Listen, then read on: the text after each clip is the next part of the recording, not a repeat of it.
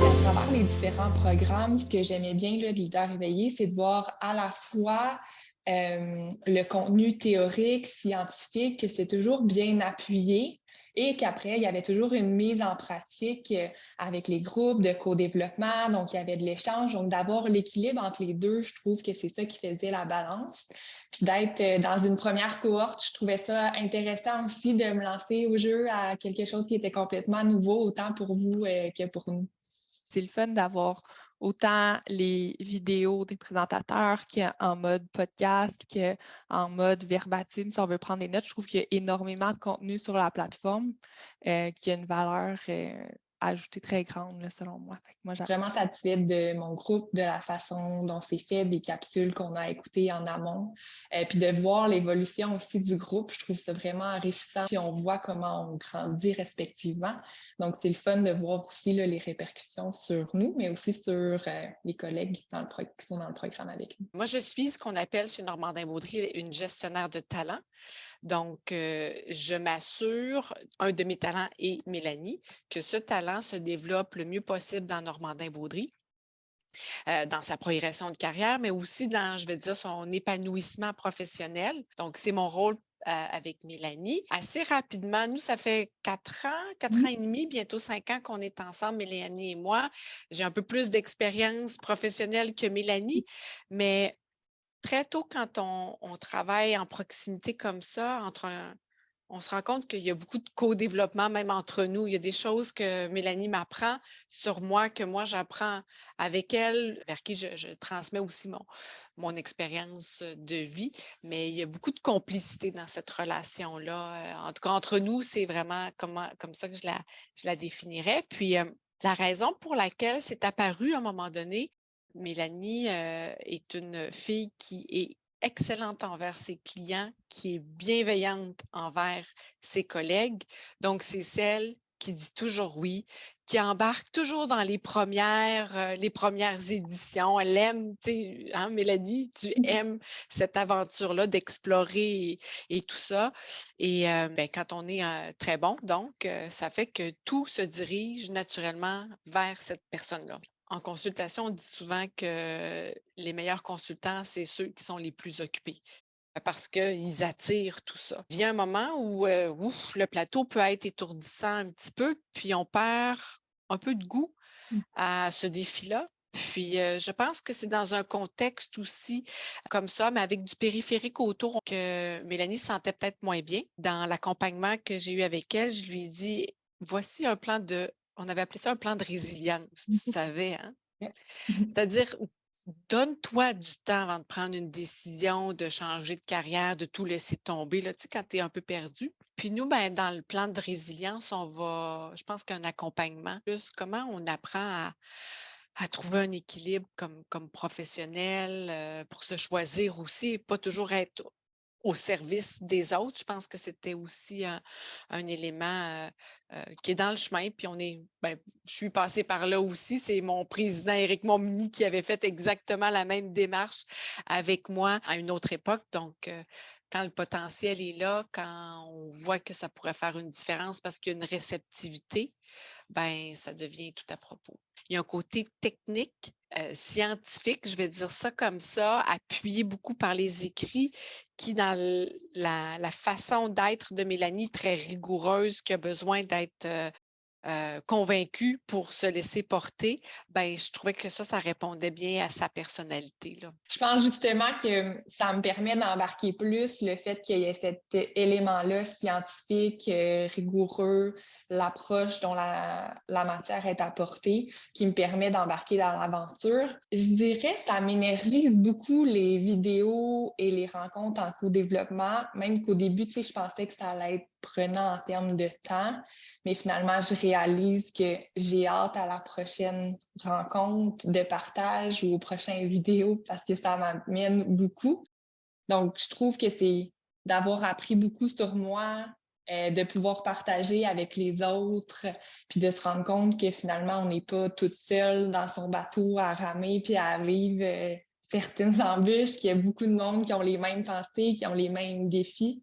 Donc ça, c'est très réconfortant là, d'avoir ces séances-là avec nos groupes respectifs puis avec notre mentor. Et je pense que je prends plus de temps pour moi, justement, d'en trouver cet équilibre-là. Je pratique plus souvent la méditation, même si je ne suis pas assidue complètement, mais ça me permet souvent de le faire en début de journée, de bien ancrer ma journée, puis d'avoir justement cette énergie-là pour la compléter, au lieu d'arriver à la fin de la journée puis être complètement plutôt vidée là, d'énergie, là, puis d'être un petit peu partout. Fait que je trouve que ça me ressemble beaucoup sur mes besoins, ça me permet de mieux établir mes priorités.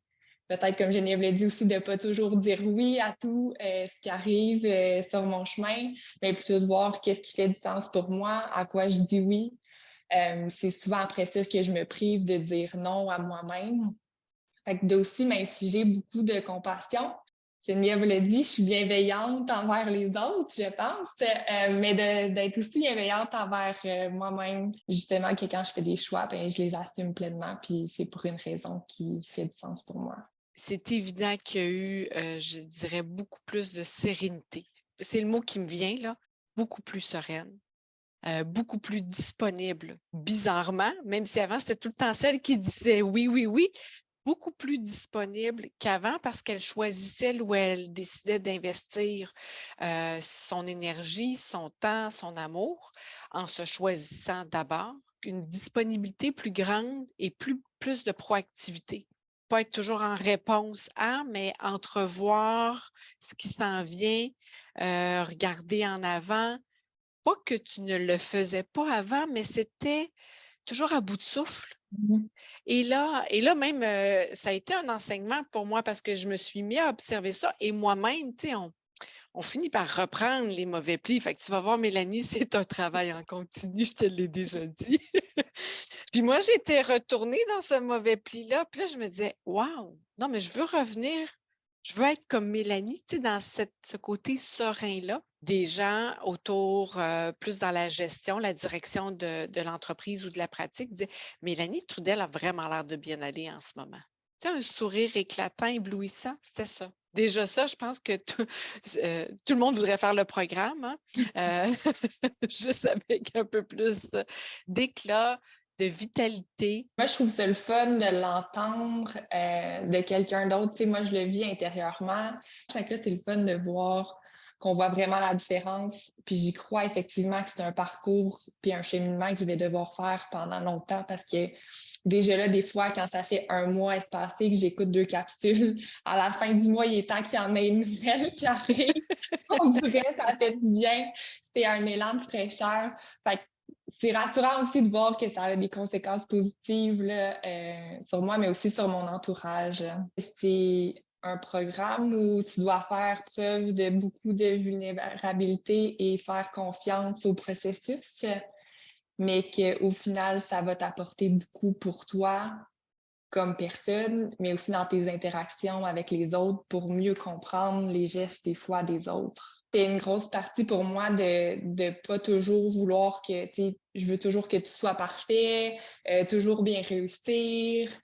Puis là, pour moi, c'était complètement différent dans le genre de sujet à partager avec les gens et de démontrer effectivement que ça va pas toujours bien et c'est correct. Et que c'est correct aussi de faire des erreurs puis de retrouver son chemin par la suite. Donc, je pense que les gens doivent être ouverts justement à présenter qui on est vraiment à un groupe de personnes pour pouvoir évoluer par la suite. Chez Normandin Baudry, on appelle ça aussi souvent des fois le super consultant. Donc, lui, justement, qui dit toujours oui, que tout est parfait. Mais je pense que c'est pas juste ça, être un bon leader, puis être capable de montrer déjà, moi, à mes talents, que c'est pas vrai que je vais toujours bien, puis c'est pas vrai que je performe toujours à 100%, mais ça rend les choses beaucoup plus humaines aussi.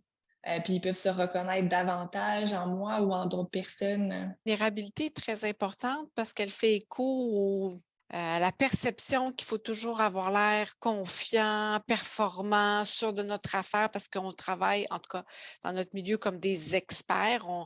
On est payé à l'heure par nos clients. Donc, tu sais, la faille est plus difficile à se permettre.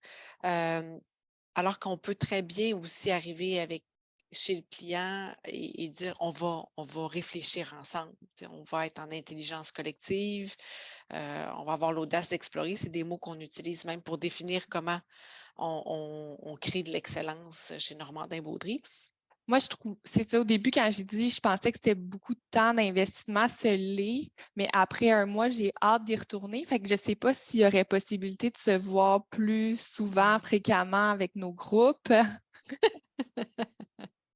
que seulement une fois par mois. Je trouve ça loin des fois le mois qui suit là, de retrouver le groupe ou d'écouter une capsule.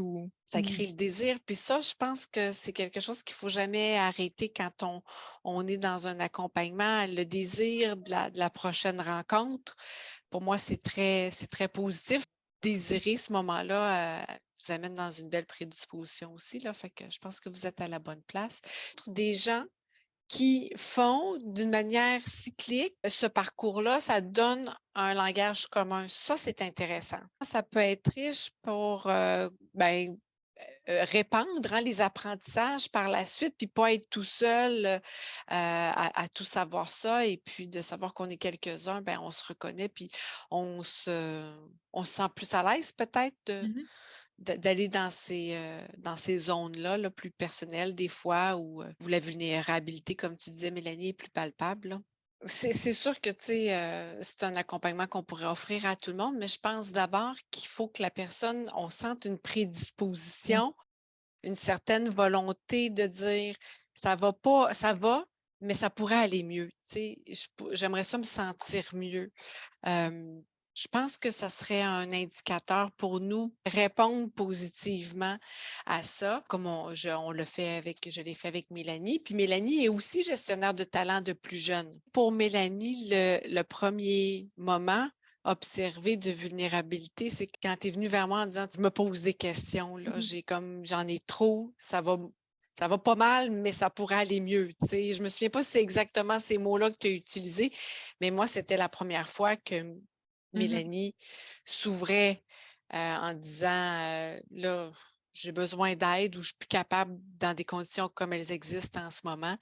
Puis ça a été le déclencheur. C'est pour ça que c'est plate, mais c'est comme s'il faut avoir un peu de malaise, de souffrance pour être capable de se mettre en route vers quelque chose qui va nous amener plus loin. Mais Tu sais, ça, j'aurais aimé, comme Geneviève l'a dit, peut-être pas arriver à ce point-là où, tu sais, c'était parce que j'en avais trop, je me posais trop, tu sais, je commençais à me poser trop de questions. J'aurais aimé ça le faire en amont, mais pour arriver à ce leadership conscient-là, disons ça comme ça, ou leader éveillé, ça demande du travail. Tu sais. Ça n'arrive pas tout seul, pas avec les niveaux de responsabilité que tu as déjà, puis qui vont continuer, si tu le souhaites, à augmenter. Tu sais. Ça vient avec un travail sur soi. et là, ça m'a apporté quelque chose de beau, puis j'en suis reconnaissante.